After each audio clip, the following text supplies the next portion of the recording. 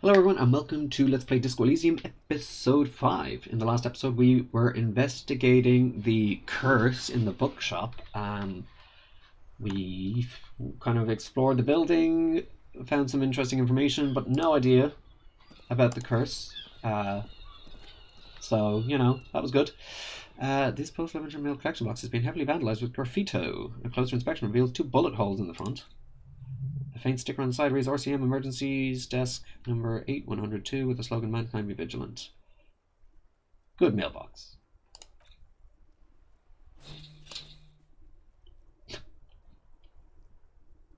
The box seems happy. Eat shit pig, fucked by the coon. And Saint G with a crown have been scribbled on it. Jenny is a whore and Bay's set mailbox also. In there. The mail collection box seems cathartic, thankful even. So do you with a shudder, then you swallow. Okay. Let's just explore. Yes, so nothing really. We didn't figure out anything. We'll go back eventually, I guess. We're just going to keep exploring. And talking to people. The coin-operated viewer has been banged up, inoperable. That's not good. Look at this. Fucking hell, it's beautiful. Look at the water. To Roundabout North. To Capeside Apartments, Martinez Pier. I feel like that's probably where I live. Am I still doing this thing? Oh, it's so close. How long? What does it say? 90%. 33 minutes. Interesting. The ad reads broken window. Tibbs has windows. Look at that water. If you had a bag in your hand, perhaps you collect the bottles and sell them. Didn't I see a bag? Isn't that a bag? Take. Item gained. A bag. Let's talk to this guy while we're at it. Better mount your watch around me, boy. Cool. If I had a bag in my hand. A bag in my hand. Oh, look at that. You can see it. Okay. Let's go pick up some bottles. What do we get? We get a plastic tear and a glass tear. Take off. Don't know why I did that. Because I could. Anything else? Oh. You hear the distant squall of seabirds. Well, we are by the sea, so... So pretty. So pretty. Anything... Oh, there's something over here. A splatter of bullet holes lines the walls. The sight of bullet holes stirs something in you, like... making you forget the lieutenant's surname. Look closer first. The fading marks are too degraded to draw any forensic conclusions, just chips in the sandstone.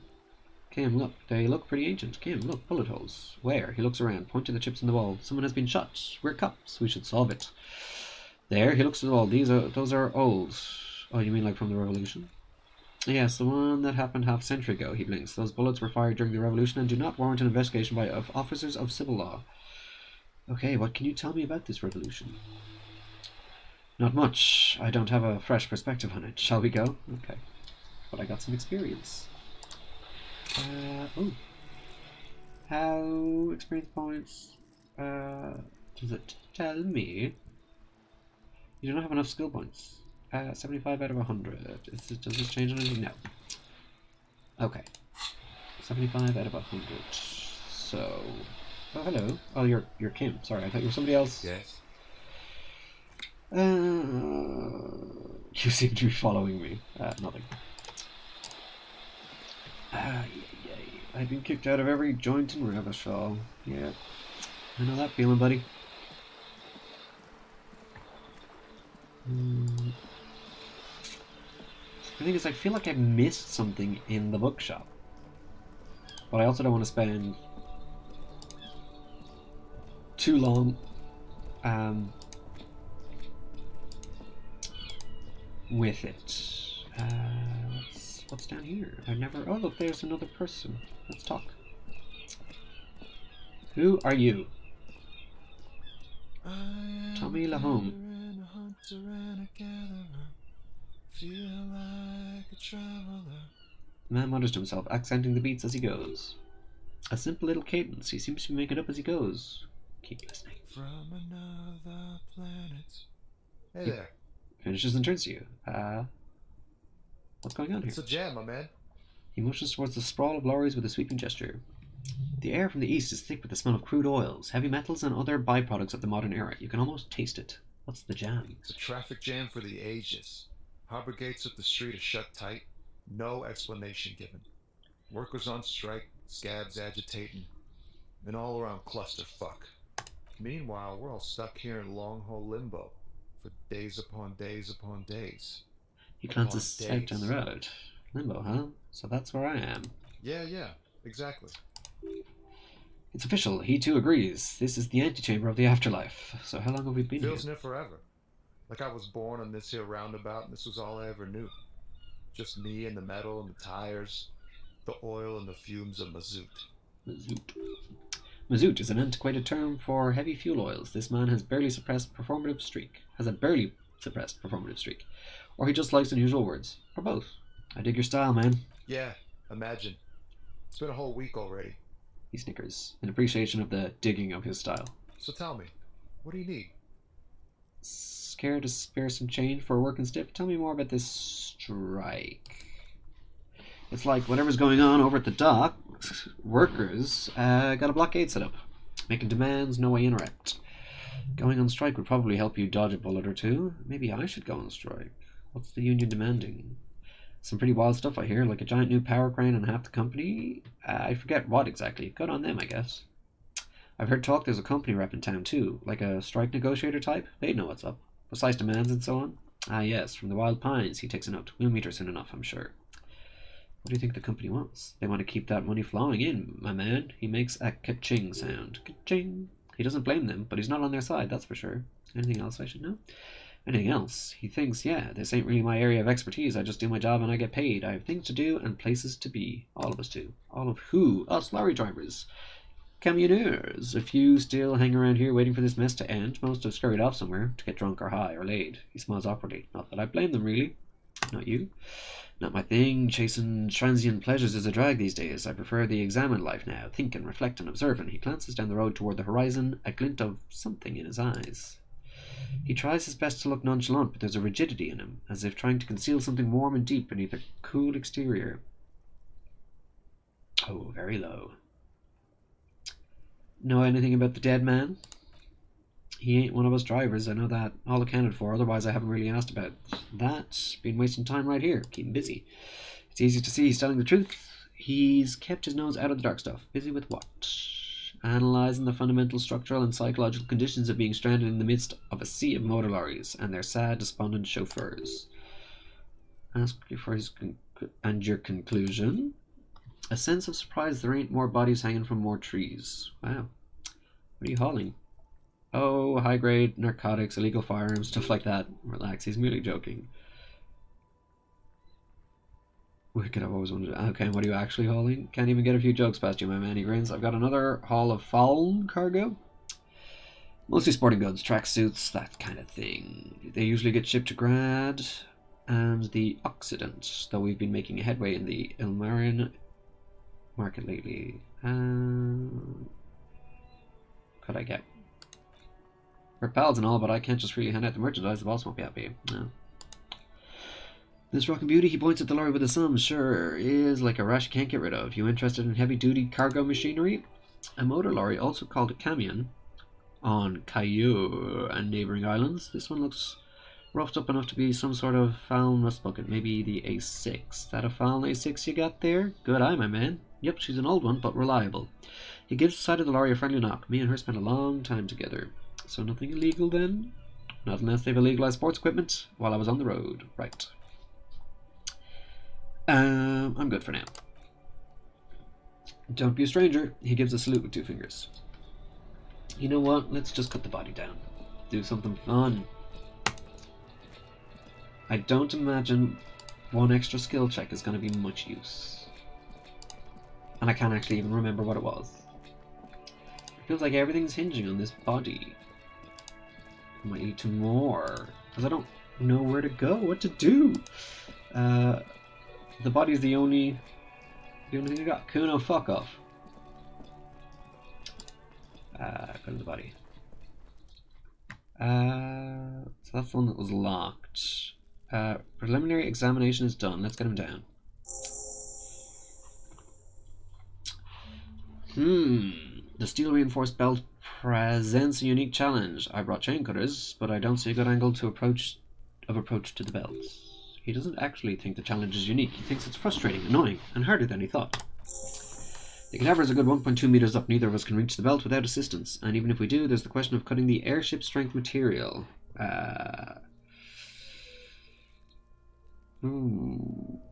Can someone else do it? We could saw the branch.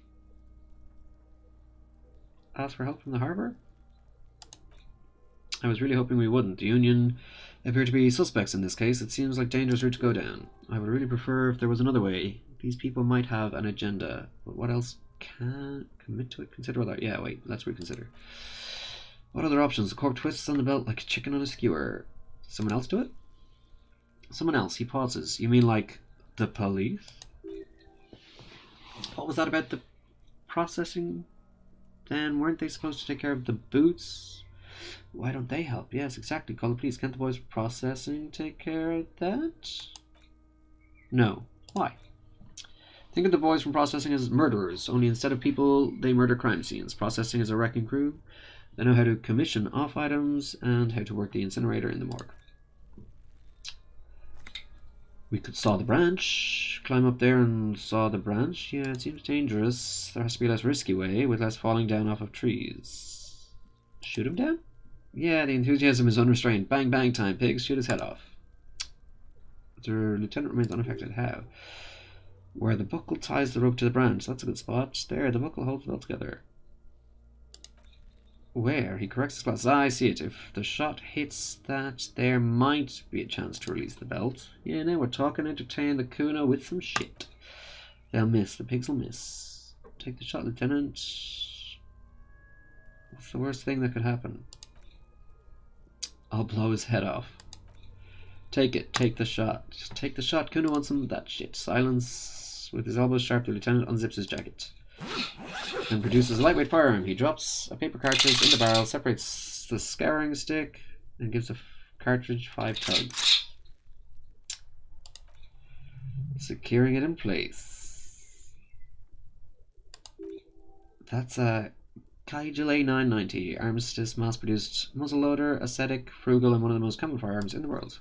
He then steps back and assumes the Phallostis position, taking aim. The corner of his eyes twitches, the fingers on the trigger.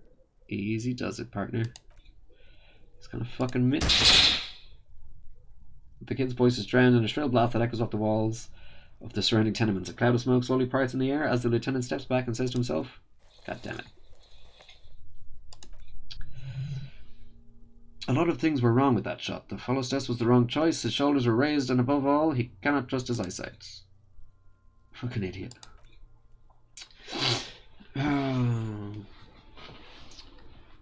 Kuno could have hit it easy, but then Kuno's not fucking handicapped, is he? It's okay, man. Kuno's sorry too. Kuno feels sorry for the binoclard. The lieutenant doesn't say a word, just looks at the gun in his hand. Try again, maybe? No, we're lucky as it is. We didn't break anything, and the victim remains uncompromised. He looks around at the windows overlooking the yard. Breakthrough imminent. Any more mistakes could put us in an unfortunate position with the locals. We have eyes on us. I didn't do us any favours with that. What now? I have to say it's beginning to look unlikely we can get him down without assistance. You know, you don't feel like too bad of a shot yourself. Can I have the gun?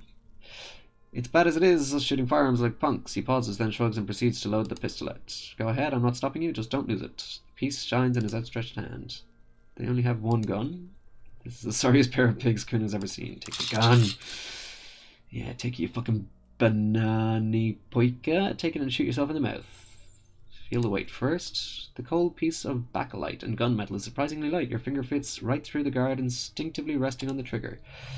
You've held this penine armistice before. At some point it probably used to be your choice of firearm. It still feels comfortable, like you never laid it down. What are you waiting for, Kuno? Tell him to shoot himself in the mouth. Point the gun at the belt. The buckle comes into focus in your sights. You stand with your feet planted firmly in the ground and your left hand supporting your gun arm. Oh my god, no. Why don't you just shoot yourself in the mouth, she hisses. At least you won't miss. Shut up. Oh, what, you gonna fuck me? Her voice is almost a whisper now. You wanna fuck me, pig? Is that what this is all about? Oh. Close your left eye. Kuno S. Close your left eye first. Your field of view narrows. The branch slowly moves, becoming entirely two-dimensional. The metal buckle glimmers, catching at the noonlight as the corpse slowly rotates. The slow movement of the branch in the wind and your shoulders directing the gun sync up, dancing hypnotically. Oh, this is a red check. It cannot be retried. Oh no. Oh no. It's basically 50-50. It's not much better. Oh, take the shot.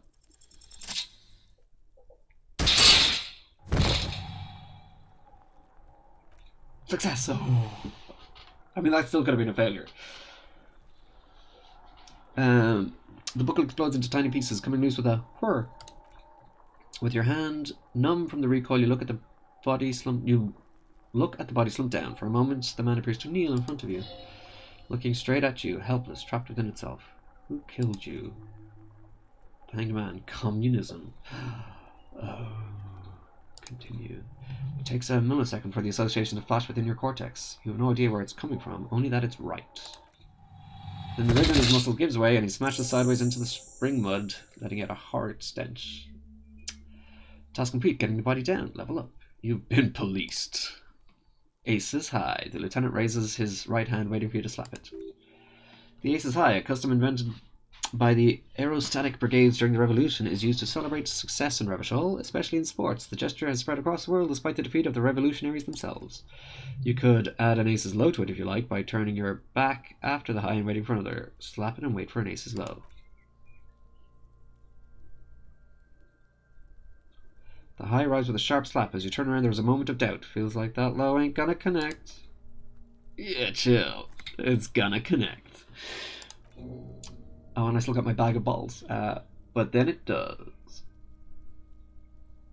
And with furious precision, the lieutenant does not want to leave an aces low hanging. Go, Lieutenant. I knew these guys were... His voice is deeply approving. Yeah, got a problem with it? Kunuk hacks with laughter. Sounds like someone strangling a seagull. It's clear he enjoys himself. I knew they'd suck each other off. What now? We will perform a field autopsy and determine the cause of death, but before, excuse me, he needs to turn away from the corpse. Slumped on the ground like that has not improved the way the corpse smells. The fall seems to have released something deep inside it. Oh dear God. It looks like I feel like taking a break from the stench. I'm sorry to interrupt the jubilations here. Just a little breather before we do the autopsy. Field autopsy? Yes, he covers his nose. The 4 phases of a murder scene. Investigation of the scene, which we did. I can't say I'm satisfied with that part yet. I still want to know what's in the trash container. He points to it. Okay. Initial examination of the victim. We were exhaustive in our efforts there. Good job. Field autopsy. This will not be pleasant or easy, and it will have to be performed on the scene. The fuck they on about? Cop's gonna cut his shit up next. 4 and final transport of the coroner's case to the district morgue. I'll do that. The lieutenant stops. God, he stinks. Don't we have someone else for the autopsy? Like a doctor? No, you and I are detectives. The honorary rank of detective signifies our ability to handle the entire incident chain, from crime scene to autopsy to cleanup. We do it all. Honorary rank. An honor and a burden attached to your rank. Mine is lieutenant detective, unfortunately. I can't tell you how tired I am of this corpse. I don't think I'm a detective. With shooting like that, of course you are. Your station would not have assigned you to this case otherwise. All right.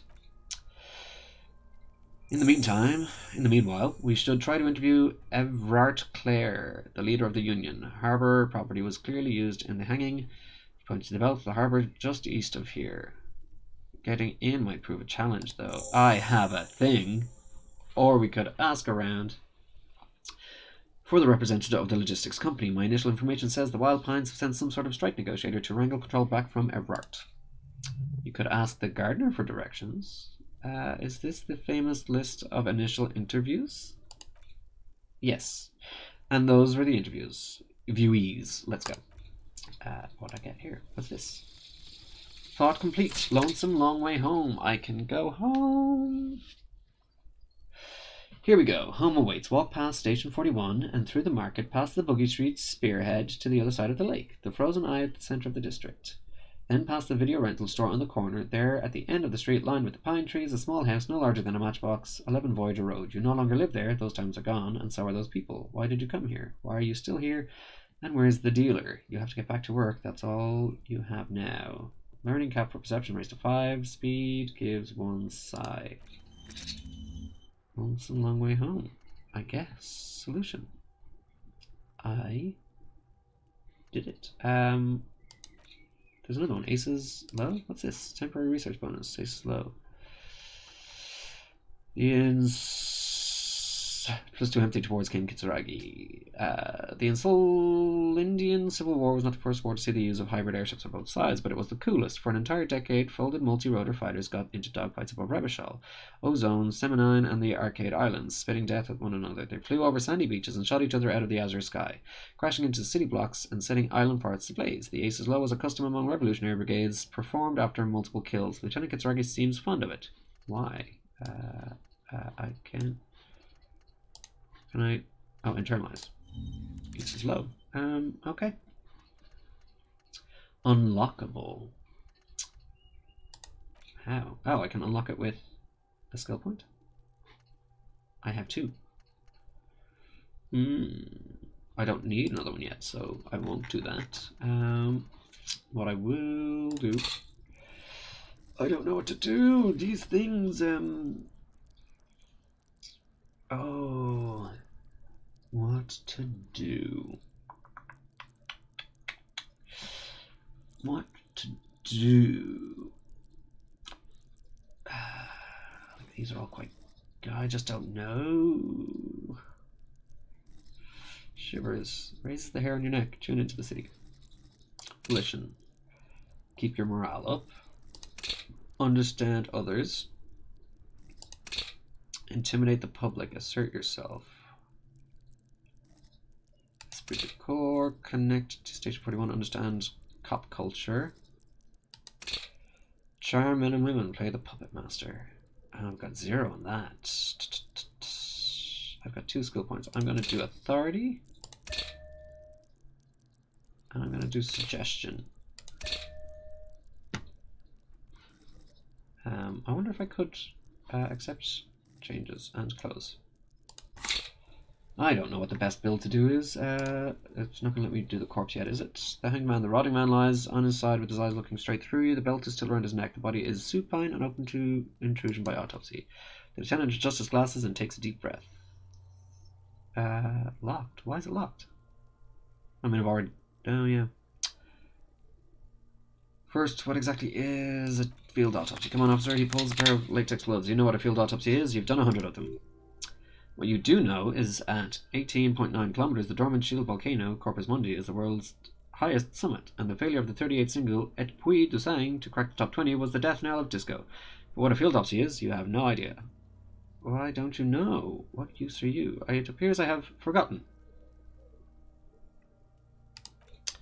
Fine. The lieutenant sighs at the 3-part form to be filled out on the scene by the detectives responsible. One takes notes, the other dictates. The goal is to establish cause of death. Do we need a scalpel?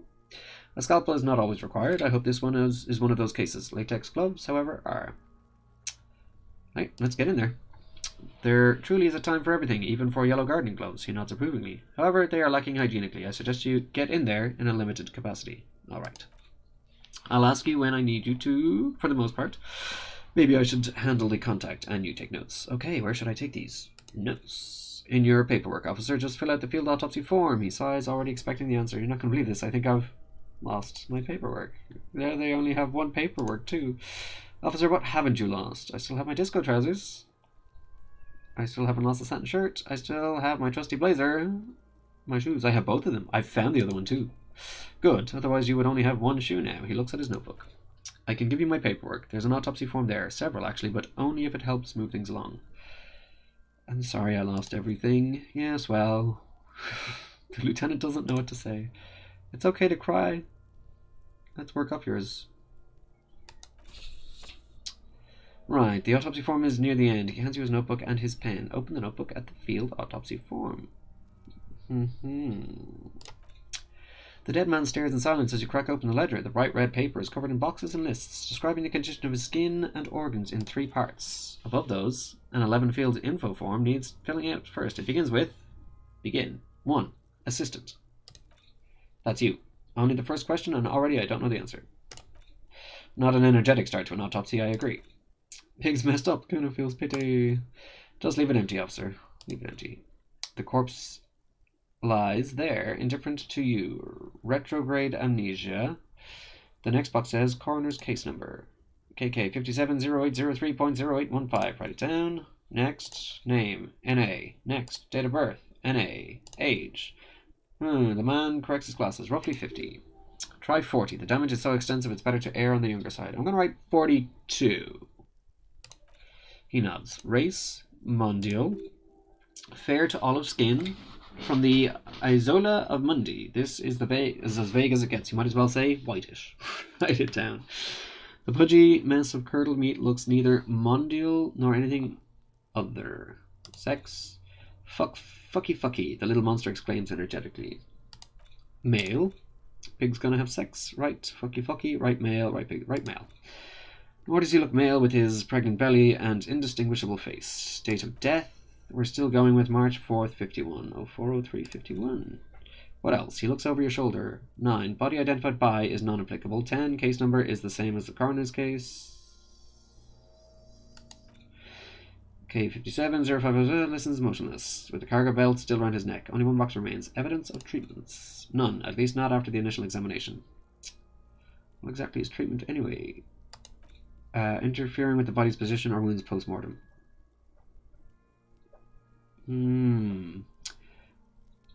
Lividity pointed to a lynching. Then again, the right lividity is easy to produce. If you know what you're doing, he places his hand on the dead man's chest as if in preparation. Your central nervous system recognizes this gesture. It's the stations of the breath. Ecclesiastic, religious in nature, a holdout from pre-DeLorean burial rites. It takes him 2 seconds to perform, then we should start the post-mortem. Turn the page. The corpse cannot feel Kim's hand on his chest. It no longer meaningfully interacts with its surroundings. A thicket of boxes and lists on red copier paper tries to answer why. External examination. Summary. Clothes begins. The deceased wears armored boots and white briefs. The make of the briefs is Babrudine, I think. Let's see. He turns the body onto its side to check the underwear label. See, it's happening. Babrudine, yes. Inexpensive. Size M, color white. The disappointment is palpable. The red-haired thing was expecting something more lurid. Write it down. The boots are ceramic, vitreous enamel. They're fused to his skin. From blood flowing downward post-mortem. Removal of the boots is left for processing. It would be clever of you to omit the boots altogether, sir. If you are to keep them for yourself, you have deserved them more than anyone else. When am I going to get them? Patience. After the autopsy, before the body is taken away, there will be a window of opportunity after the lieutenant has gone to sleep. I hope this has helped you, my liege. Omit the boots. The boot has a serial number. He twists the dead man's foot. It's E50-100-1000. The lines between the plates are in the shape of the alphanumerical. The number is purposely concealed by the design.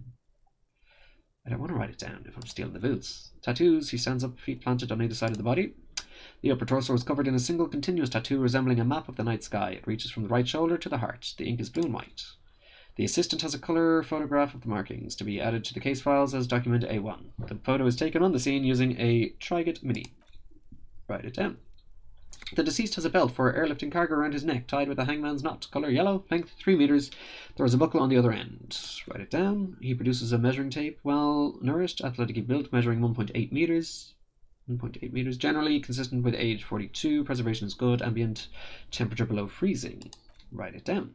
Body hair is light brown. Distribution is consistent with age. He kneels in to get a better look. The deceased had male pattern baldness. Hair is combed back short. Touch the corpse hair before moving on. The hair under your latex fingers feels cold. To touch, wet. Stroke his hair gently.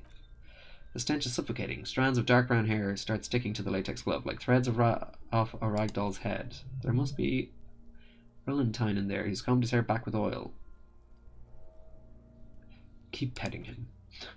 More hair sticks to the glove. Hair off the rain-soaked head of a dead man. There are bumps and dips in the skull below. An alien landscape. For a fraction of a second you feel something, an irregularity, but then it's gone. Too minute to register in your mind. What was that, a bump?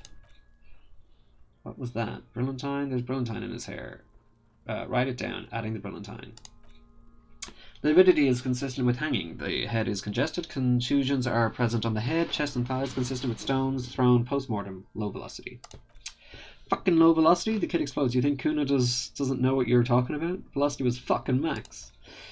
Talking shit about Kuno's velocity. The lieutenant pays no heed. In addition, there are bite marks on the face, scalp and chest, consistent with predation. Write down.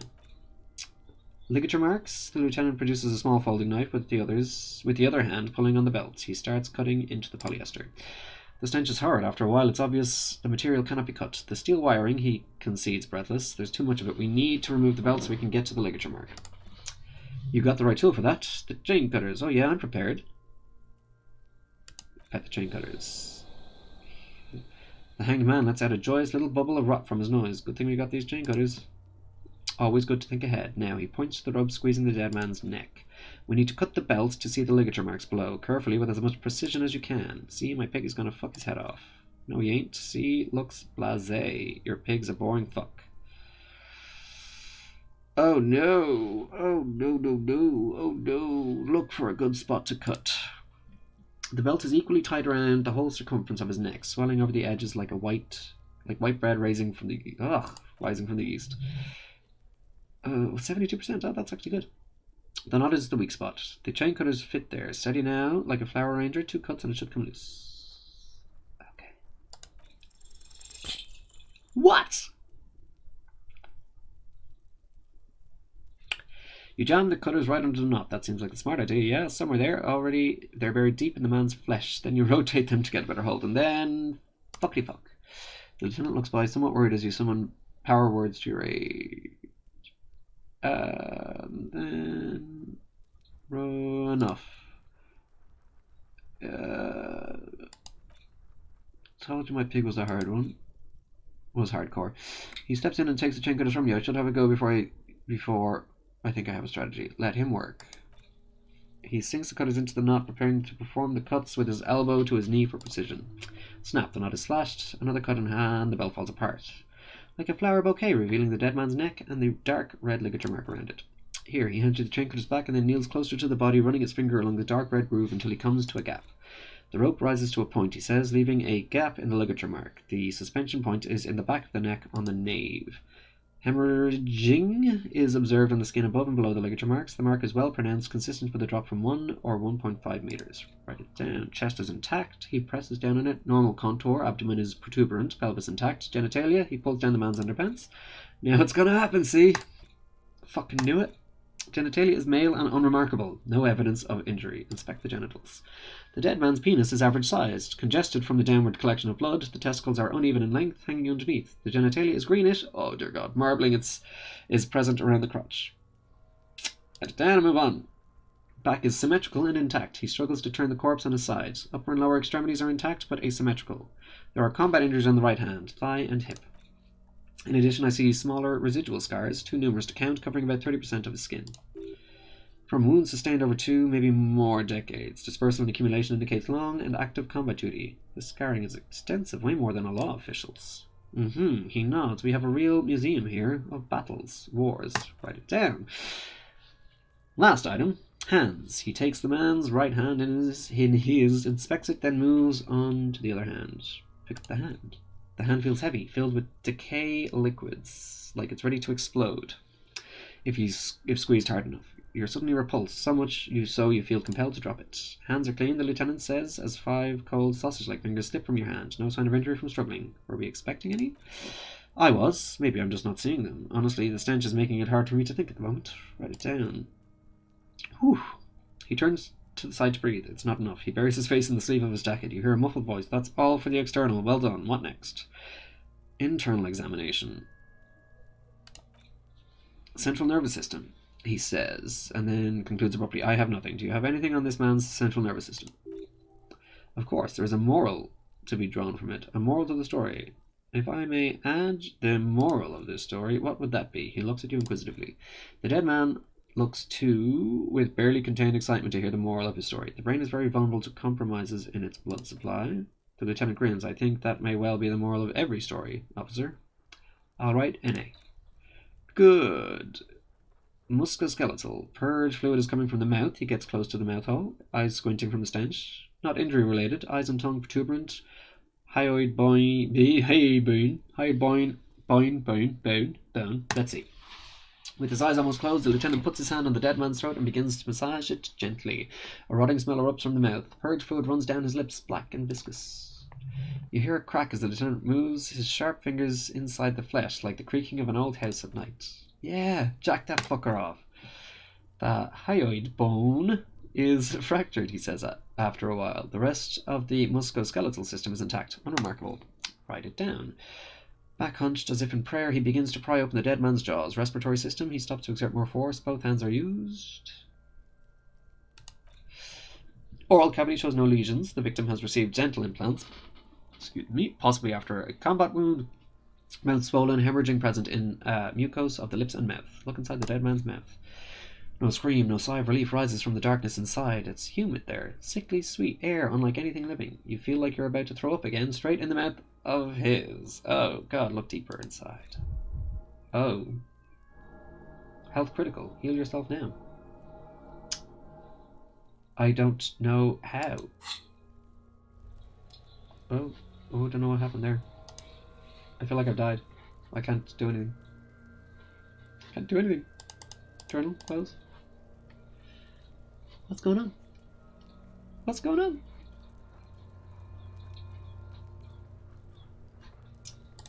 I can still do that. Why can't I close my journal?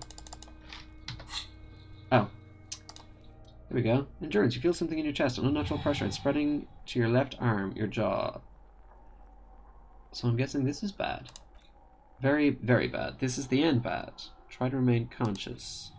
All you feel is pain and weakness. You have to surrender now. Well, we all do. It gets so dark. You don't even see her face, like you always thought you would.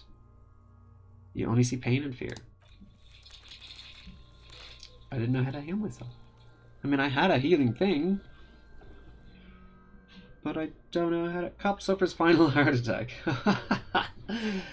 A detective lieutenant of the RCM passed away yesterday. His death, thought abrupt, did not come as a surprise to those who knew him. He was the heaviest drinker I'd ever met, Captain Ptolemy Price. The deceased superior officer commented. That ain't easy on the ticker. He loved his liquor, sure, said Detective Chester McLean, friend and colleague, but I think before he ever had a heart attack, his heart was broken. According to an official statement given by the RCM, the officer was on the brink of solving a murder case. Yep. Well, there you go. I think that's a good place to end it. I don't know where the last autosave was, but there you go. Yeah, thanks for watching, guys. If you like to hit the like button, consider sharing all this with people who might be interested in it, and subscribe and hit the bell notification icon to be kept up to date with all the upcoming content. And we'll see what happens when I get back into it next time. So thanks very much, guys, and I will see you all next time.